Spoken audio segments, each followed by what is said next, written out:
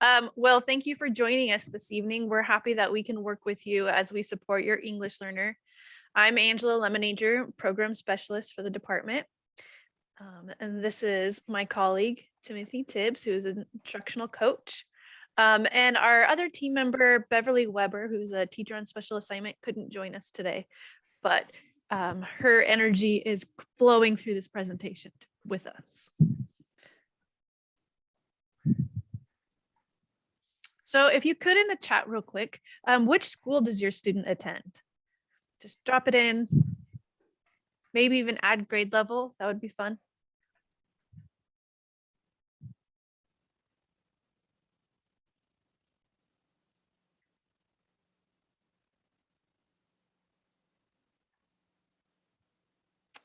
Nice, we have Woodridge, Ridge Point, Madison. Oh, look at, we've got K13. Nice. A lot of Ridge Point representation. Ooh, some Smythe.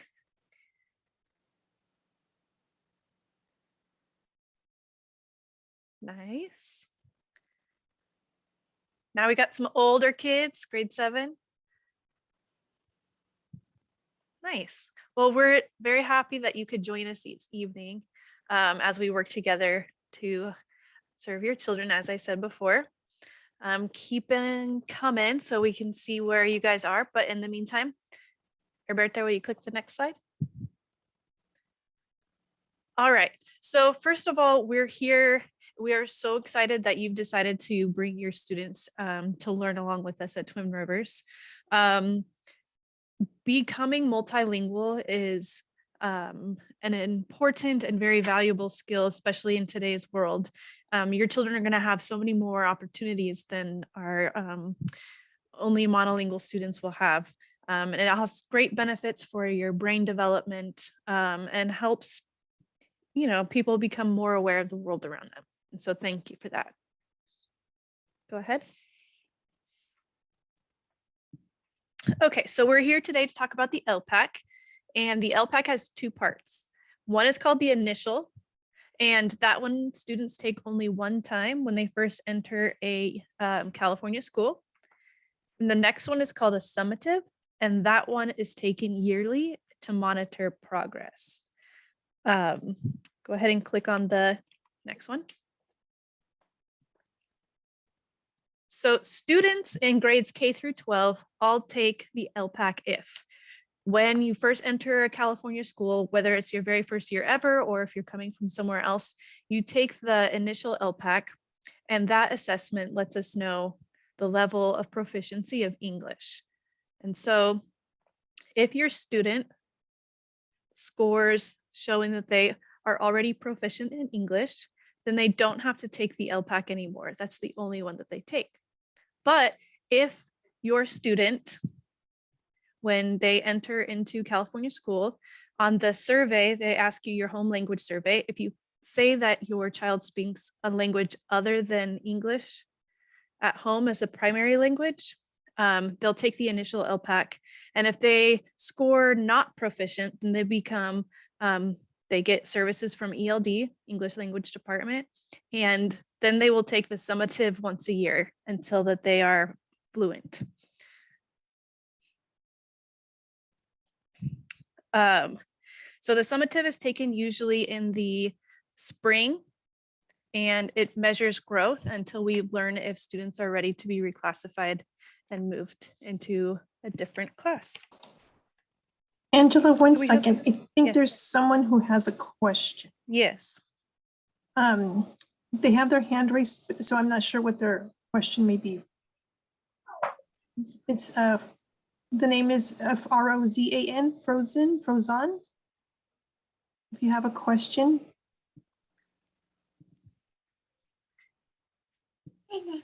Session.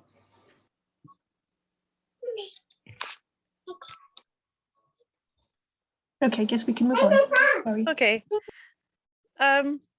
So again, the summative students, they tell us the type of support and how often the support should be given to them until they've reclassified.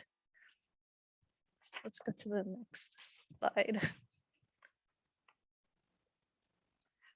All right, so not only is it a legal requirement for students to take the Elpac if they've entered California schools and the home language survey indicates that they do not speak English as the primary language at home, but it helps us gear the instruction that your students get so that their needs are being met most appropriately. And let's go to the next one.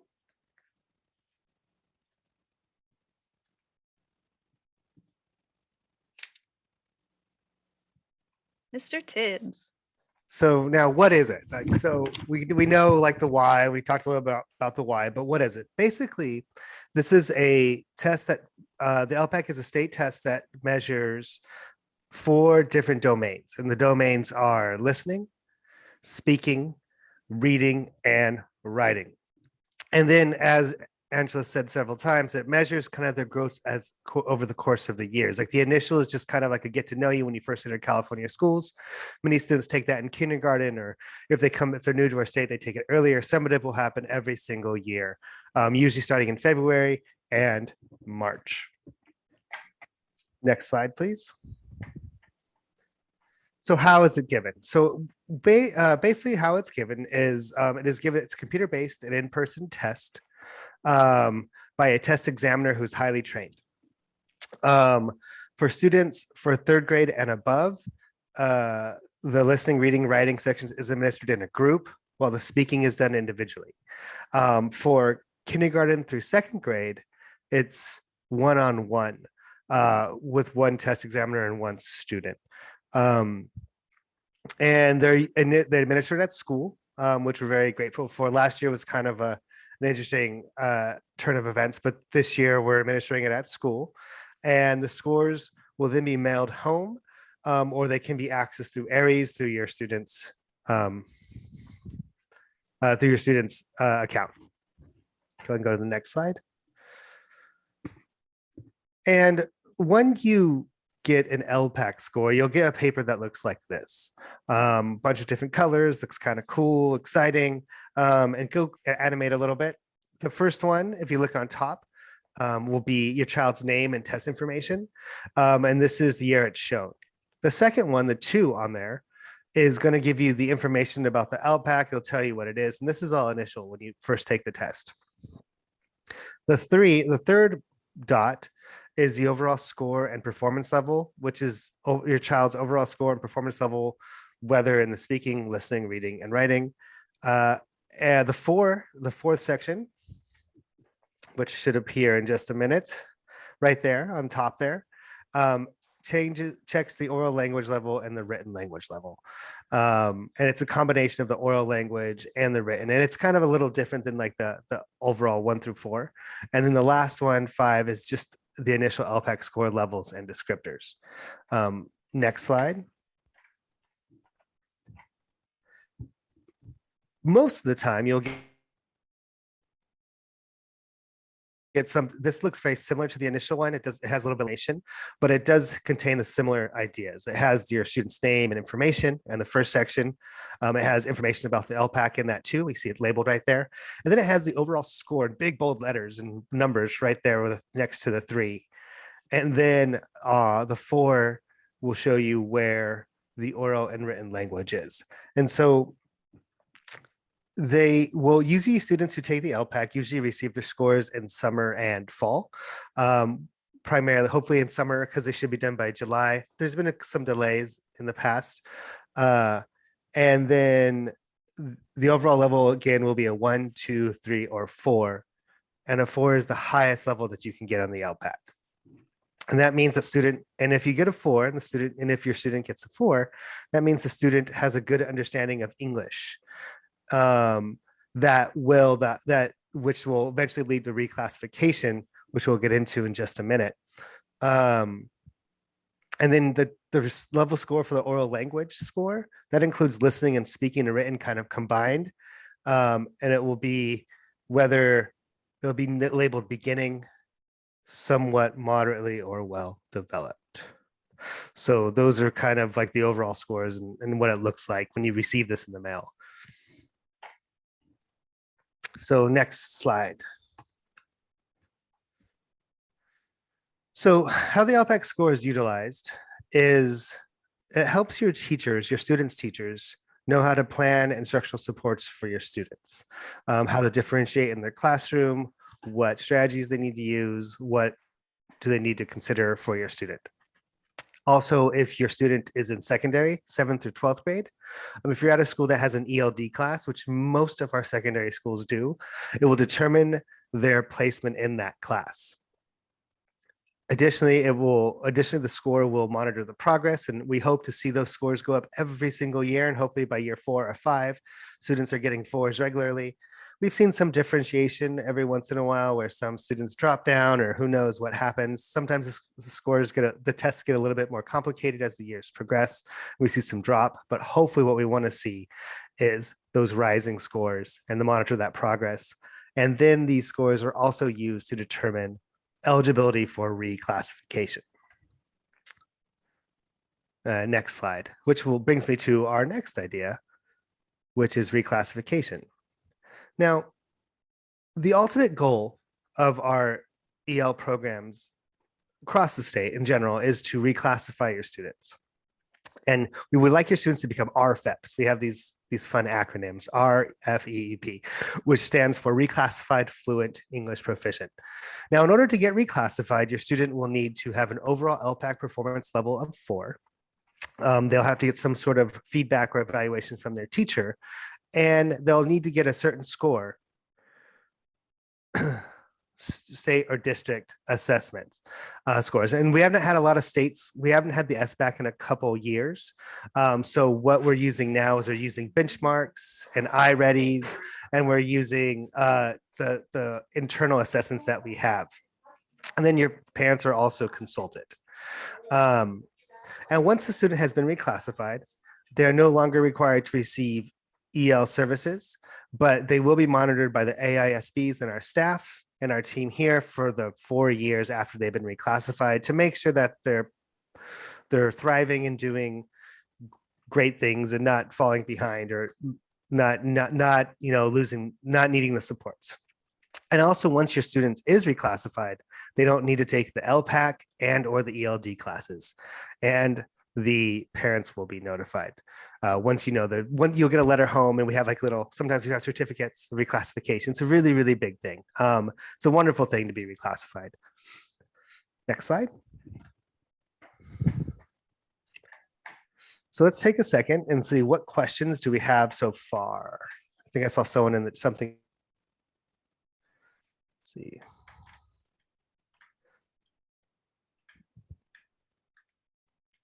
Oh, sorry, you have to take, yeah, it's going to be, if your student is not attending school, I'm not sure what the process will be if they're on the independent study. Like a parent comment was, the school because my son is not attending for health reasons. I'm not sure how that'll work. Maybe someone else might know that answer. Any other questions about that? Tim, we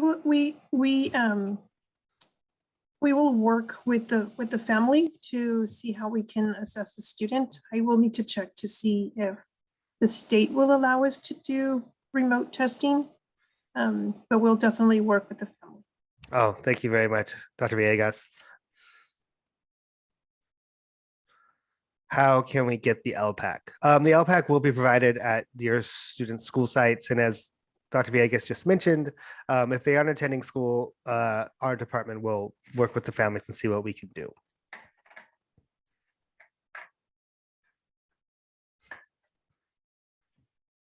Any other questions?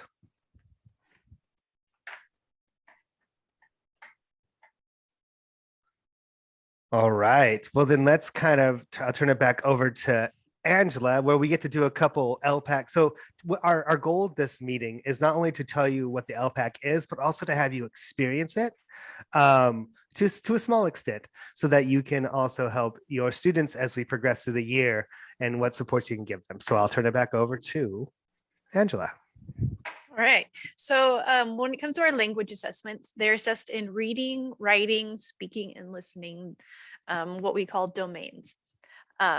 When they're taking the test, students might read single sentences, short paragraphs, or maybe long essays. The text types differ, so they might be reading stories, so that students are given an option and then they choose one that they feel is the most appropriate. Or they could also do a written response in which they would have to do either short or long pieces of writing also. Go to the next one. So we're going to take a look at some of the, you can see at the top, this is a reading example. It's a short informational passage. Students are directed to read it. And then next to it, it says answer numbers 2 and 3. So they'll get this short piece of text. They'll have to answer or read the information, and then they'll have to answer questions based on that information. When students are in kindergarten, they follow along and the child is read to, and there's a lot of images included. But for students from 1st through 12th grade, students are now reading on their own for the passage. Again, this is a 5th grade example though. The next slide, we'll take a look at some of the questions. So when it comes to the multiple choice questions, this is what they look like. So students are asked, what is the main idea of the text? And then they choose either A, B, C, or D. And the same thing happens for number 3. When was the Liberty Bell not rung? So that's checking the comprehension of that piece of text that the students were reading. For kindergartners, instead of having text that they have to read, they will be given some pictures. Okay. And just sorry, there's been a question about reclassification. Can we put a pause Yes, for definitely, a second? Okay. definitely. A parent asked, my child's in the first year, what does it look like for reclassification? The process is the same.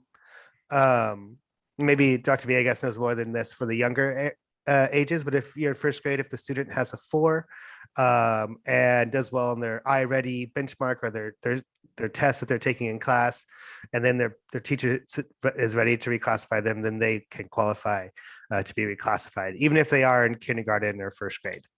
Correct. That's correct, Tim. And then for our younger students, we are looking to test starting March through May. And our secondary students, we would test starting February through March. So we're gonna, the younger grades, particularly K1, 2, we're gonna leave to closer to March, April.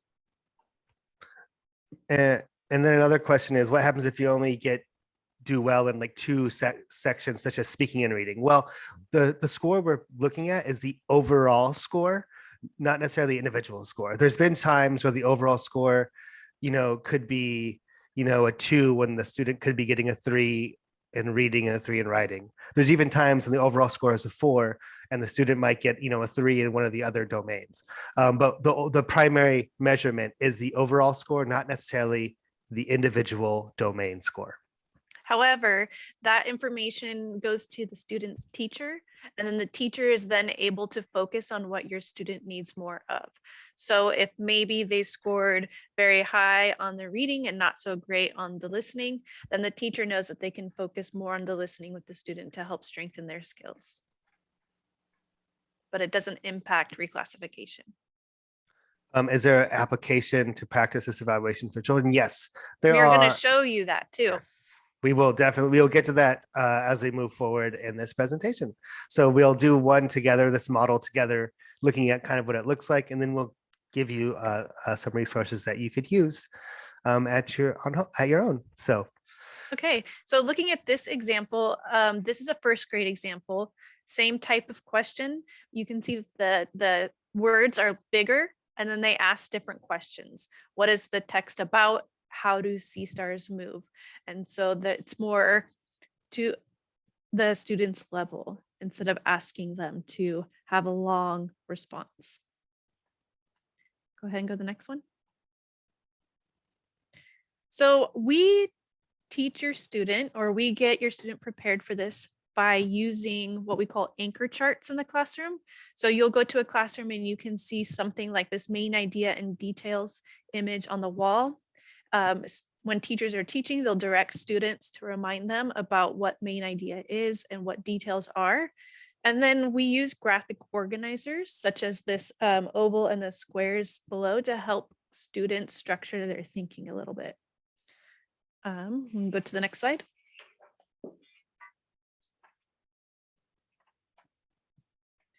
Okay, another strategy that teachers use is by modeling for the students how they should be reading and how they should be finding the details and central idea of a text.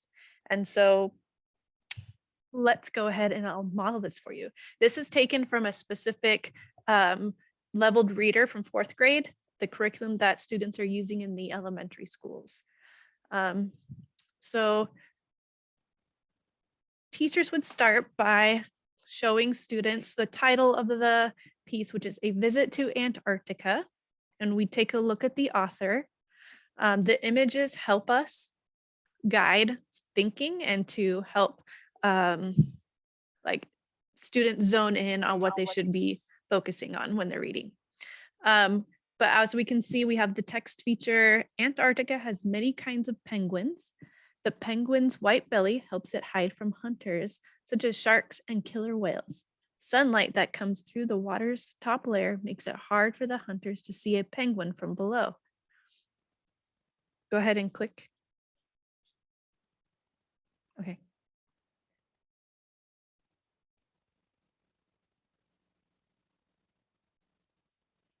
So when we take a look at the text features next to the picture, when we see the text in the box and then the paragraph on top, we can find the details are many kinds of penguins live in Antarctica. The picture shows us that there's Snow Hill Island is in Antarctica. And then the white belly that is talked about in the box helps it hide from hunters. Those are 3 details that we're able to take from the text, and it's going to help us decide that maybe, go ahead and click. Antarctica is a good home for penguins. So we use all the pieces of the text to help guide the students' thinking. Let's go ahead and go to the next one.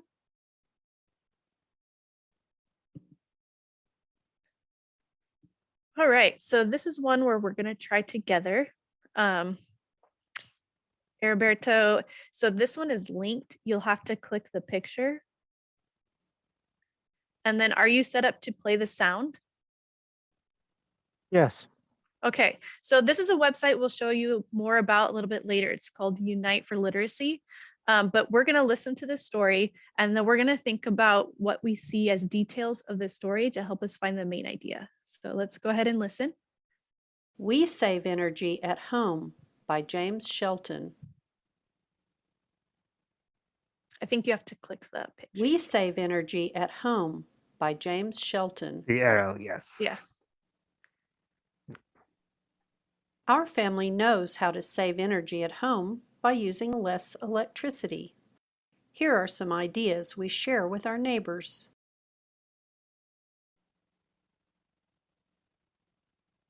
On hot days, Dad sets the thermostat at 78 degrees, so the air conditioner will run less often. We run the dishwasher only when it is full. We also keep doors shut and lights off when no one is using them.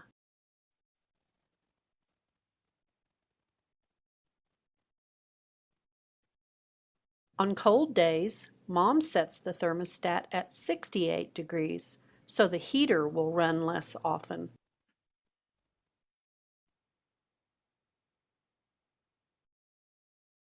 On those days, we wear extra clothes and keep the blinds open to let the sun help warm our house.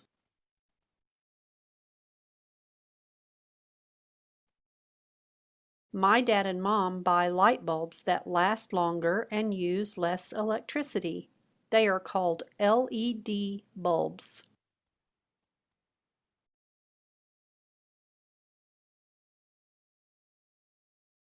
We use cold water to wash our clothes, and we make sure to have a full load of laundry.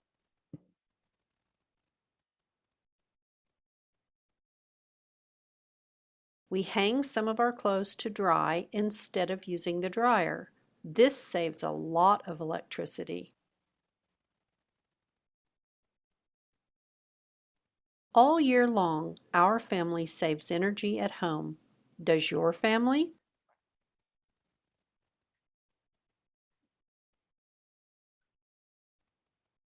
Okay, so in the chat, will you just drop out one detail that you noticed from the text?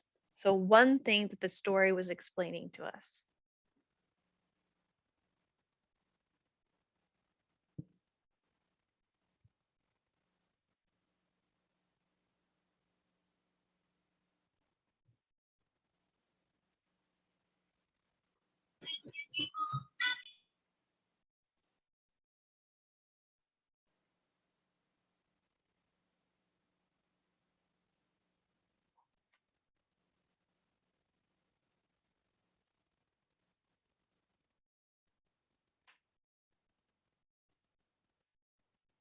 So far we see, nice.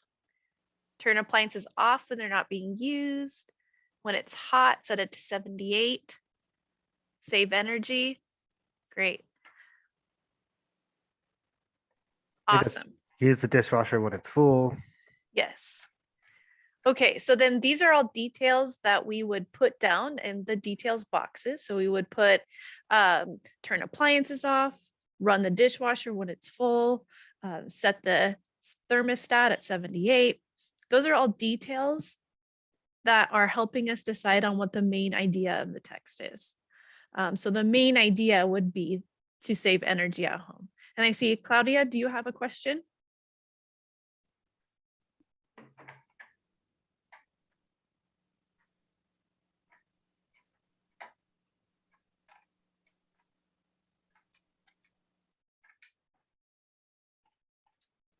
Excellent. Yes, you guys got it. So this is kind of how we would guide students through thinking about what it is, the main idea.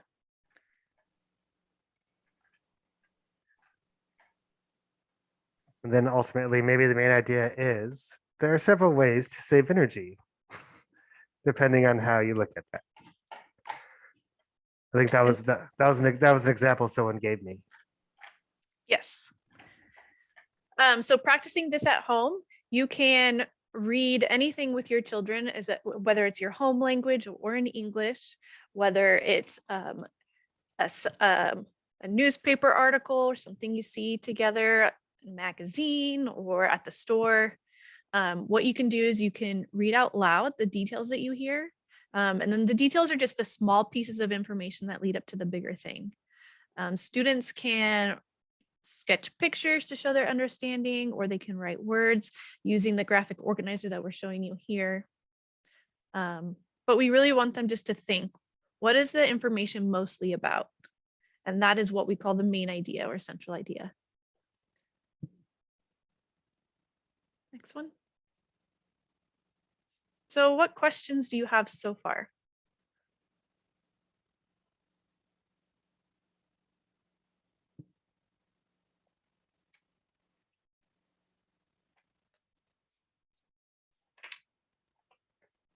All right. Tim, take it away.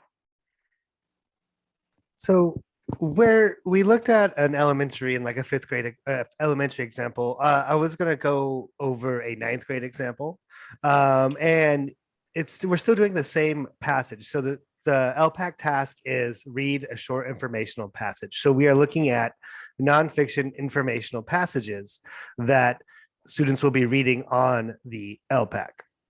So we see this one is very similar to what was going on, but maybe there's a few more words to it. The questions, this is about species of birds that migrate long distances. And we don't necessarily need to go read the whole thing or practice it to do for the sake of time. And I want to give us time to answer questions and things like that. So, but you can see the similar questions if you go to the next slide.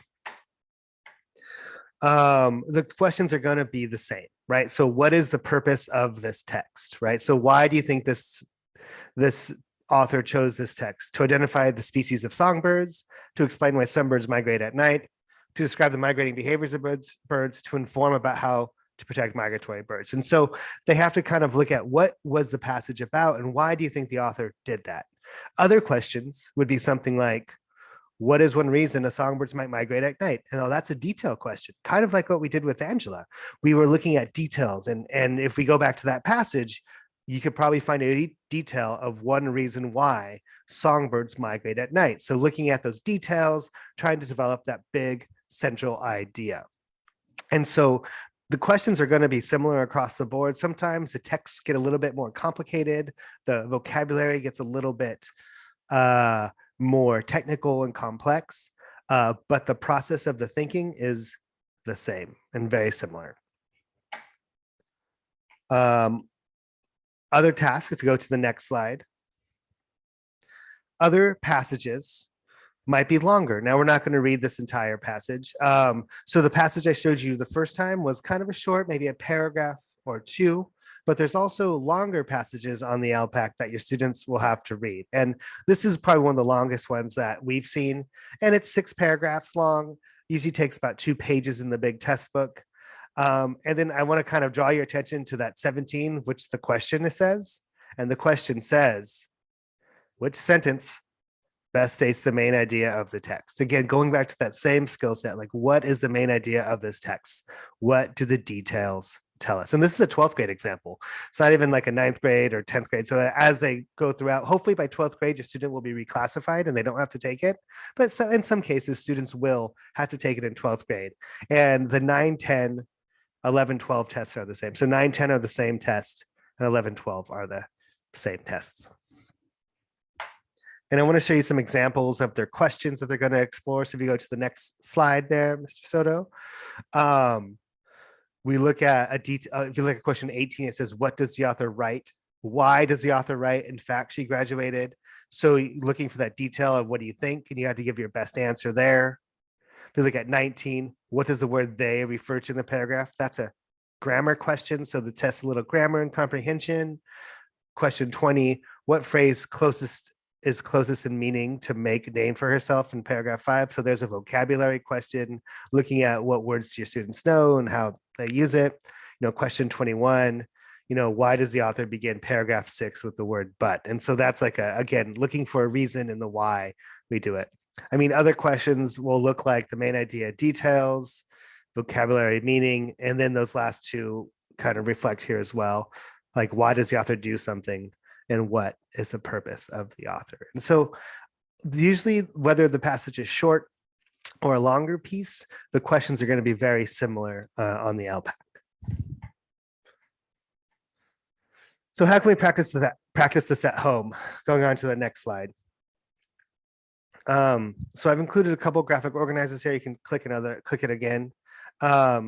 So something you can do is, like, after watching a movie or video or some sort of TV show or reading something with your child, I mean, you can practice summarizing, right? Because that's a good skill as well. Like, have your child tell you what they found important and what they remember from the passage. Now, can they do it in their home language? Absolutely, that's fine too. If as long as they're looking for those details. If they want to try to do it in English, even better. Have them identify the main idea or gist of the passage or video clip. So what do you think that clip was about? Why do you say that? And that why is going to tell you those details. Like, what details lead you to say that about that passage? When students come across new words, have them write it in a personal glossary with a definition, student created image, or example or non-example, or synonym and antonym. And that's kind of this lower right-hand one right here. You see, this is what I call, this is a Frayer Square. It's basically, it has your definition. It has the word in the middle. What definition does the kid think? What are the characteristics of that word?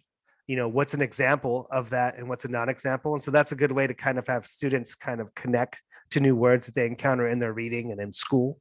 Little personal glossary. I've had students in the past. I taught ELD for many years in high school at Rio Linda. And, I've had students with books and books of notebooks of words that they just kind of come across and write down. And basically, the more students read and speak, the more they're going to learn. Just practice, practice, practice. All right, next slide. So here, Angela, here you go. All right, me again. Yay. Okay, so additional information about the Elpac.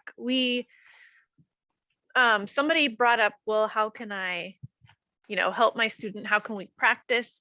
Here are some resources for that. So we'll just quickly go through these. So Heriberto, if you could just click, yes, okay, good. So this website will take you to a place where it explains all of the things that we've tried to communicate here.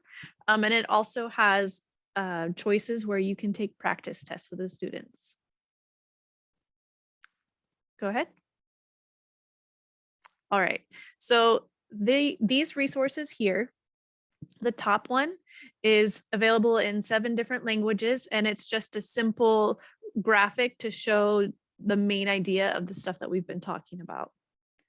And then the bottom link is, it'll take you straight to a practice test that you guys can do at home together.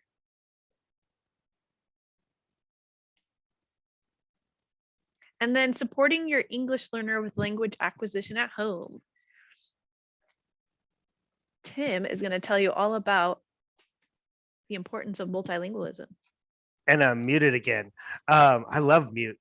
Yeah, so we're going to reiterate the idea of celebrating multilingualism, encourage your child to speak, read, and listen in English and their home language daily. So we're not trying to take away that home language.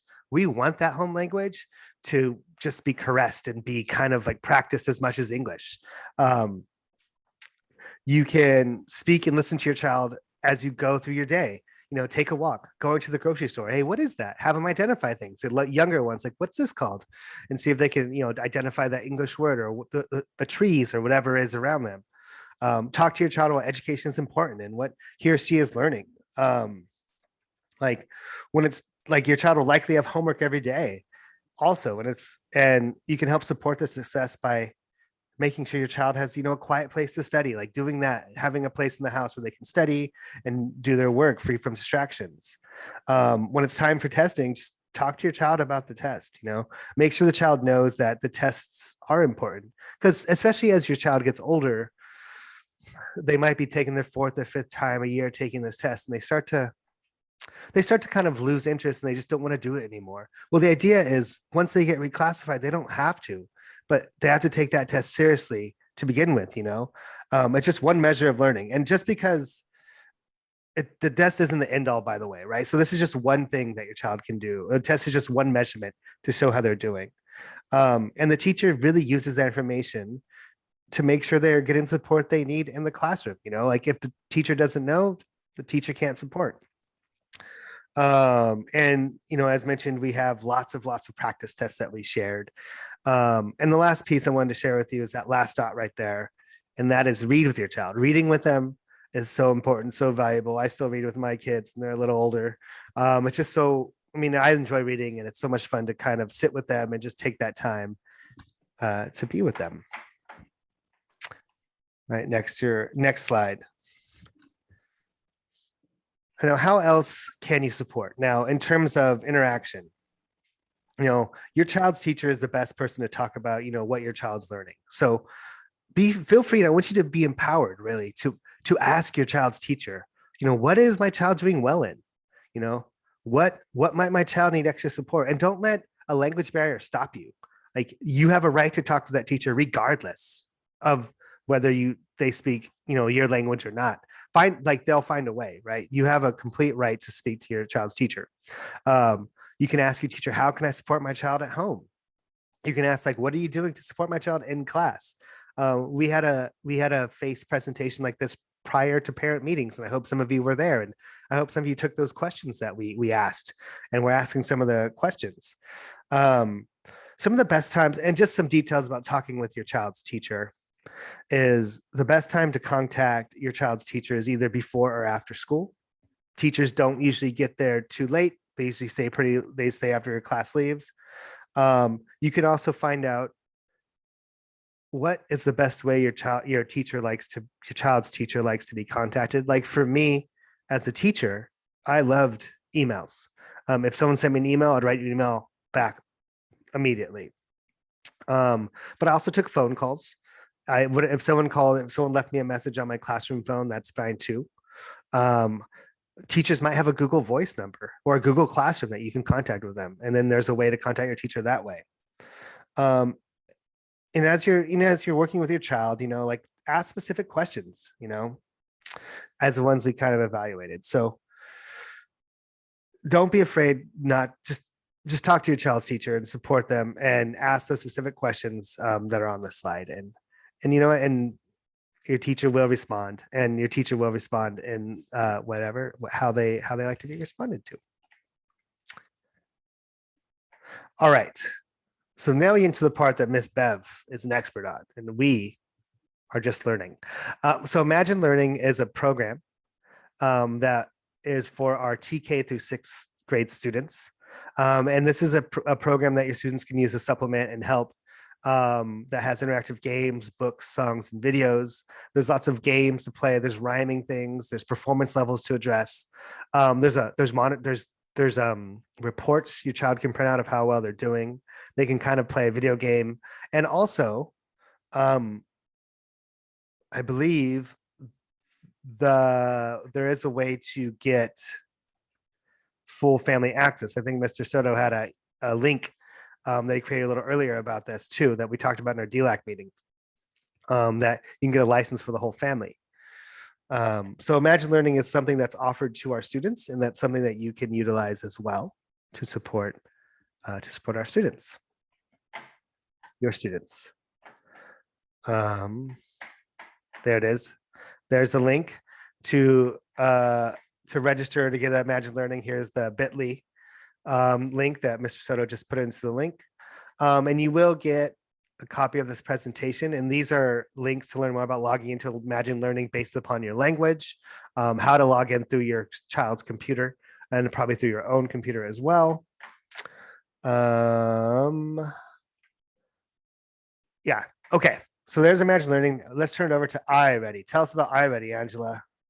All right, yay. So iReady is a program that is used for K through 9, and it's used for a couple different purposes. This program has a test that your students will take a couple times a year, and it helps measure their reading comprehension, their vocabulary words, and it can be used to help reclassify our students once they're starting to progress. It also tells the teacher their reading level and how students are doing sooner than the Elpac scores would tell them. Also, this program can be used in the classroom. They have lessons that the student can engage in the classroom. So they're able to listen and hear and speak. It'll pick up their voice, and they can do lessons as well. So a test, and then it's a program where they can do fun things. Next thing. Okay, so we have provided a list of reading resources to use at home.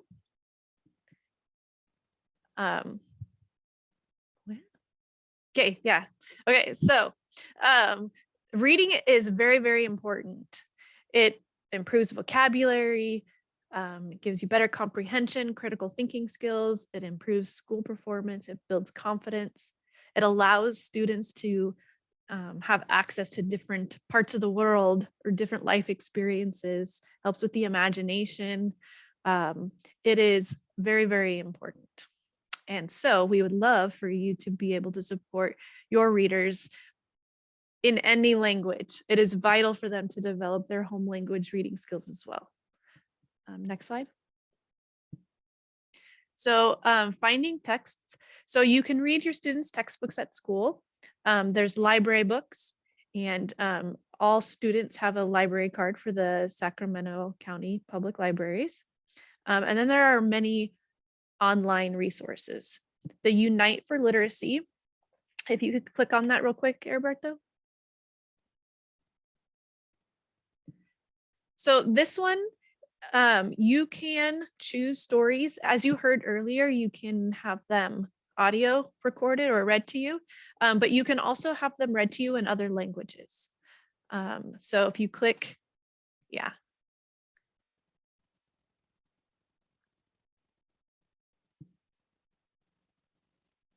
Awesome. Adios Días for Quillian Croy. Los días de la semana desaparecen uno por uno. And so as you can see, they can read or they can listen to it or both. And then Globalstorybooks.net. This is another one. They have a lot more languages than the other website does, but it's similar. Choose a story and have it read.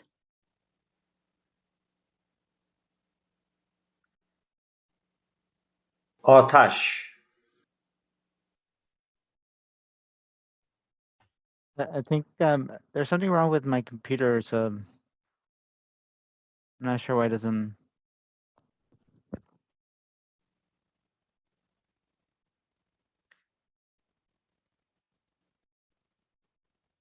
Okay. It's not good. Okay. Let's just go to the next slide. Tim, were you going to talk a little bit about this one?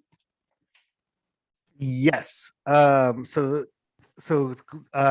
for children. So Global Storybooks is kind of the link we just looked at. It's a free online for all ages in many languages. This will support the language development to read, listen, and download these stories. This will practice. You can practice reading the same story in